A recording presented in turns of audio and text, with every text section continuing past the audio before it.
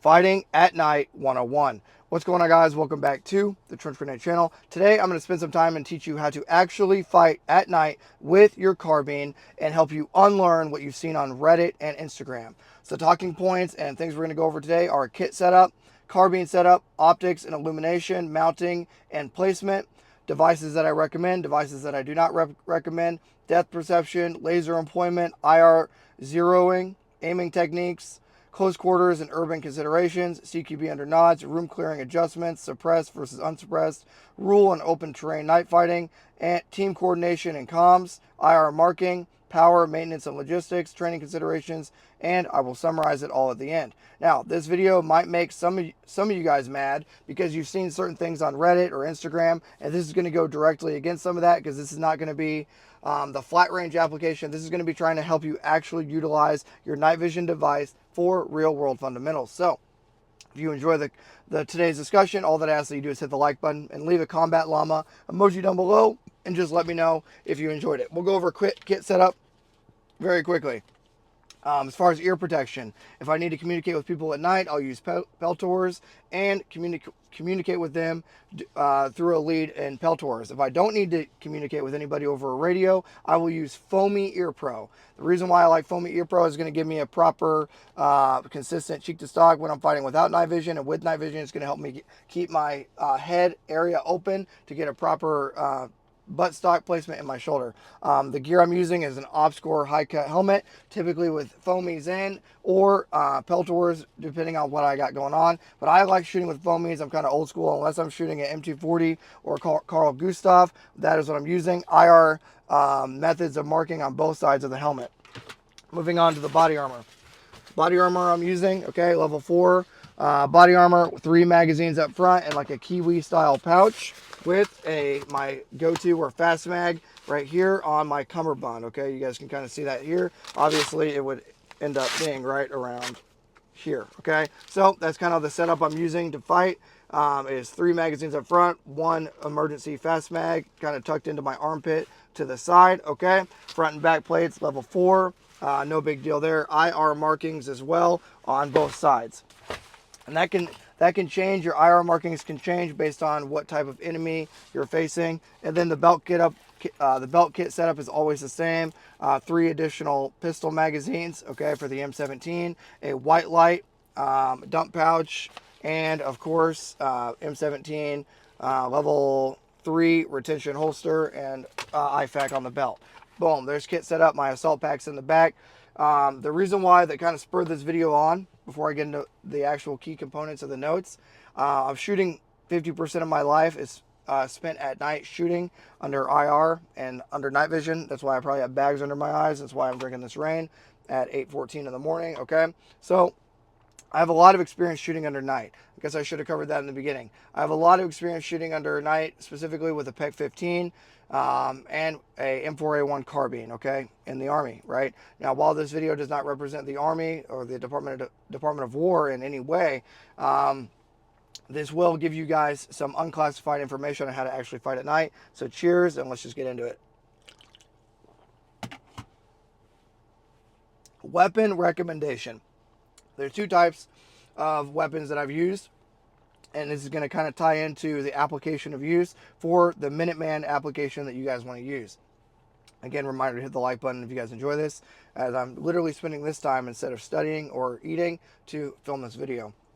The two weapons I recommend are either an M4, or when I say M4, I mean AR-15, a 14.5 unsuppressed, okay, with a proper flash hire. Now, the reason why is that's going to give you more velocity, but the gun's not going to heat up or give you as much of a signature.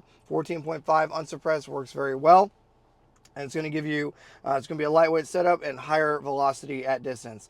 What's more fun to use, but not as applicable, is a 10.3 or 11.5 suppressed, like a Mark 18 suppressed. The optic, just transitioning over to that in a second. I'll cover that in a second. But the reason why the 10.3 suppressed is it's handy, gives you flash reduction and signature reduction. However, after about 20 rounds, 30 rounds, that suppressor is going to start lighting up like a freaking Christmas tree under night vision, and everyone around you is going to be able to see you. However, For the first 30 rounds or so, you're going to be very quiet and it's going to be awesome, okay? So if you're asking me what weapons do I recommend, 14.5 unsuppressed or 10.3 to 11.5 suppressed, okay? Just keep in mind you're going to have to run 77 OTMs with the shorter barrel, but if you're going to run the longer barrel, you can run M855, M193, or M855 Alpha 1 or 77 OTMs, and you'll be just fine with the 14.5 inch barrel. Optics. The gold standard is aim point, in my opinion. I've ran a comp M4 for a long time, okay? A long time. Before that, I believe there was a comp M2. Aim point, comp M4, excellent. Close combat optic, 2 MOA dot. You can turn it all the way down, right? So you can just barely see a little orb. You put the little orb on the target, you pull the trigger, and that is going to be what we're going to talk about for passive aiming here in a little bit, okay? As far as optics, there's really only 2 ways to go. In my personal experience, is going to be the EOTech EXPS3 or the Aimpoint Comp M4. I prefer the Comp M4, again, because you just bring that orb up on target and fire, okay? All right, let's talk about the actual illuminator and IR device. I have used 2 extensively, the PEC 15, okay, and the D-Ball A3 high power. The D-Ball A3 high power is not as an impressive of a device as the PEC 15. The PEC 15, there's a little blue screw.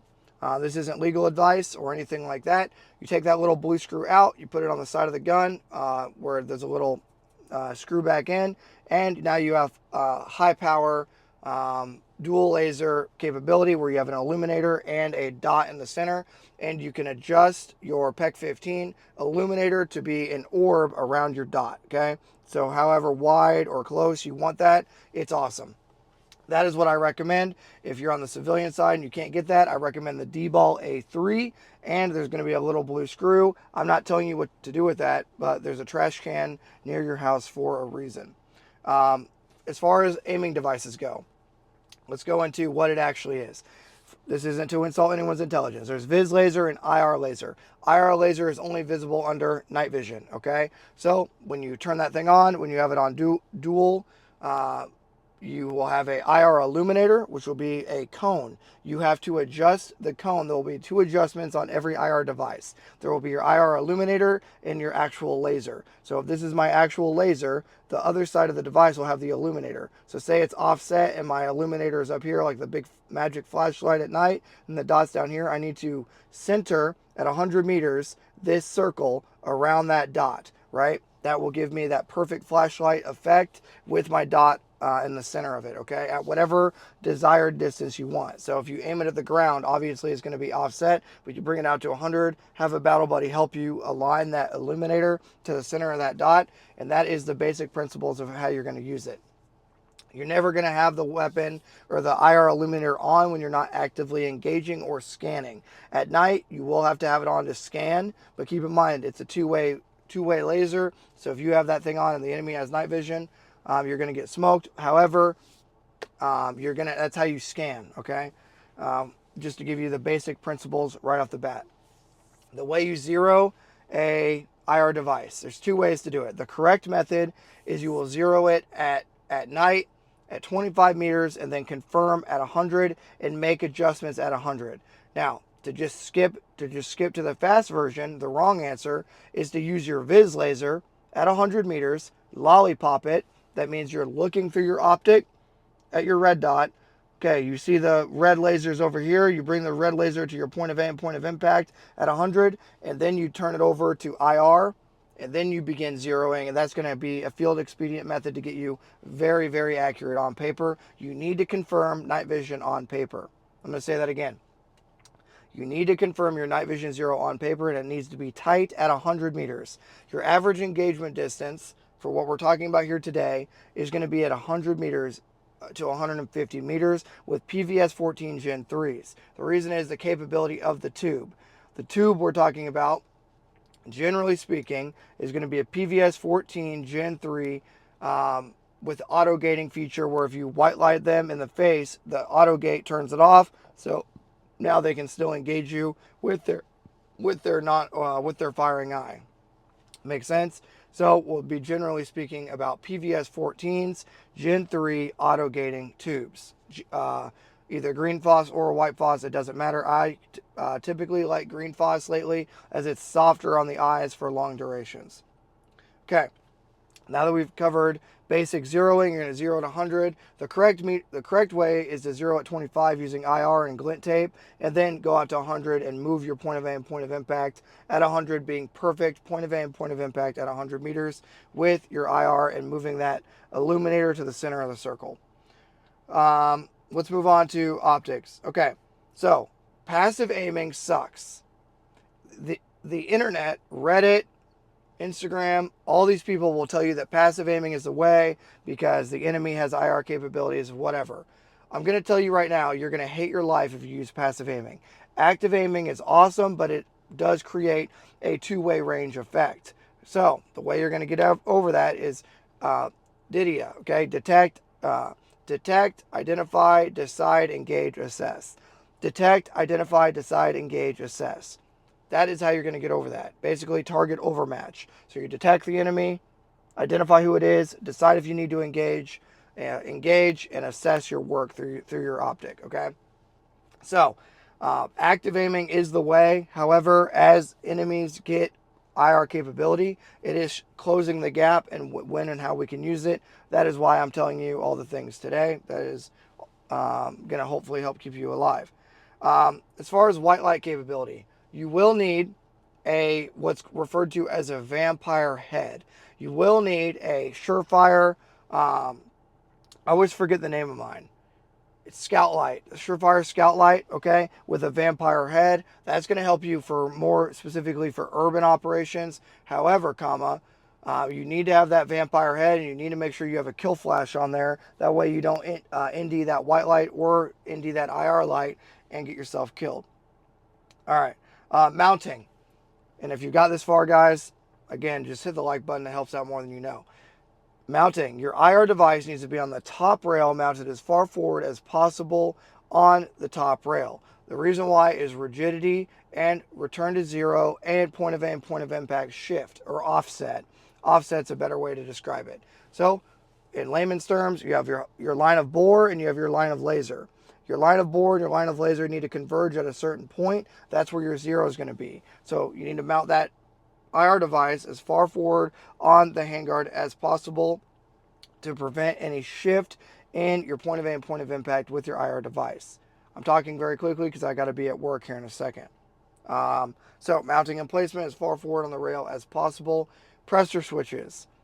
Do not use pressure switches. Regardless of what your favorite Instagrammer, YouTuber taught you, when the gun gets hot, they fail. When the gun gets cold, they fail. They get sticky, okay?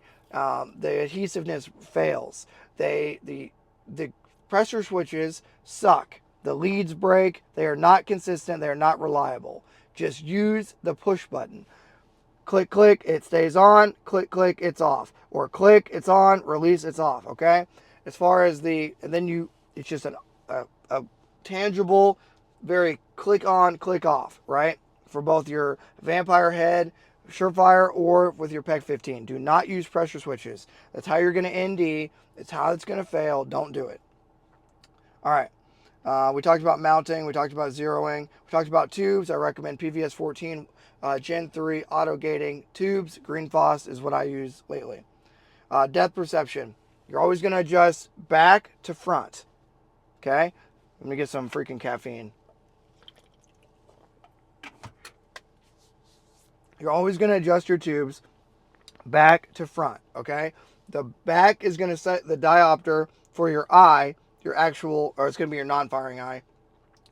I guess I'll go over that real quick. It's going to be your non-firing eye because you always need to have your firing eye open in case it's, okay, now I can actually use my optic. Nods up and it's daylight for some reason. There's white light presented. Oh, we're back in night vision, non-firing, okay? So you're always going to use your non-firing eye with your tube. I see a lot of civilians mess that up. They got their tube over their firing eye. How are you going to get behind the gun?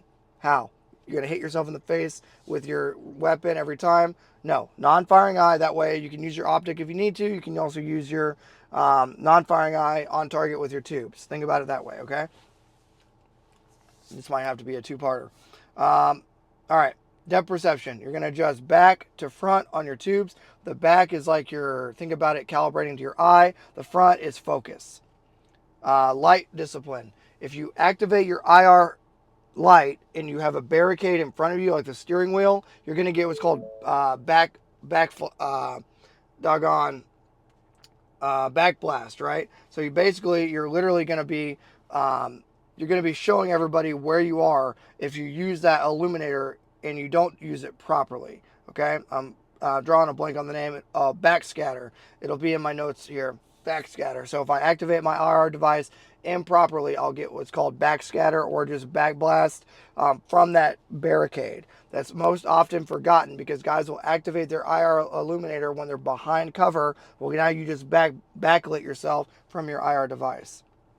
If you guys want a part 2 where I have time to go over this again, comment that down below if you find this actually useful, unlike the Instagram LARPing that you've seen out there on the internet. Okay, so yeah, avoid bloom. Laser employment, we confirm 0 at 100 meters. Moving on. You always want to co-witness your white light, okay? So if you have a Surefire that's adjustable, you want to adjust that Surefire too. So every time, if I need my Surefire vampire head and my illuminator and my dot because there's no loom, loom simply means there's no moon or any ambient illumination out at night because your night vision requires illumination to work. If you don't have any of that, you need to co-witness your Surefire to your actual PEG 15, okay? Okay, let's talk about shooting posture. Unlike certain washed out YouTubers, you're not going to do any of this crazy like whatever. You're going to be a proper stock placement in your shoulder and your heads up. So you're going to activate that device, heads up, weapon on fire, engage, weapon on safe, it's off. The weapon will always be in your shoulder properly. You're not doing any of this high-speed cool guy tucking it under the armpit. That's stupid. CQB. Okay, you have to be more deliberate. Okay, everything has to be more deliberate. You have to understand that to dominate a corner, you need to minimize your signature. Go around the corner and then activate. Don't just activate going around. That's going to do what's called spotlighting you or let the enemy know you're about to come around that corner. Okay. You need to understand the environment you're getting into, if you need white light or if you need IR. So you need to have that assessment figured out, and that is why you need to have your firing eye open for your optic. That way you can close your non-firing eye if it's white light, but try to make that engagement assessment prior to entering a room. Avoid IR laser flagging through walls. All that means is you're going to try to avoid presenting your laser until you're until you see the target and you're presenting onto target. Don't try to bring it in through a doorway as you're bringing it in, okay? Suppressed. Shooting suppressed is awesome, but you're going to get what's called mirage. Under night vision, you're going to get mirage. All that simply means is gun gets hot, suppressor gets hot, and now you're getting a mirage effect in front of your night vision. If you shoot unsuppressed, now you get a flash. That's why we recommend 14.5-inch barrels with flash hiders. Okay, none of this crazy, stupid compensator shit. Use a flash hider, 14.5-inch barrel with proper loaded ammunition. M855, M855 Alpha 1, M193, all work great. For shorter barrels, 77 OTM. But understand that under night vision, you're going to get a mirage effect off your suppressor, and it's going to become a glowing popsicle after about 30 rounds or so. You're going to see that thing lit up. So just understand that. Gas blowback and fogging of NVGs.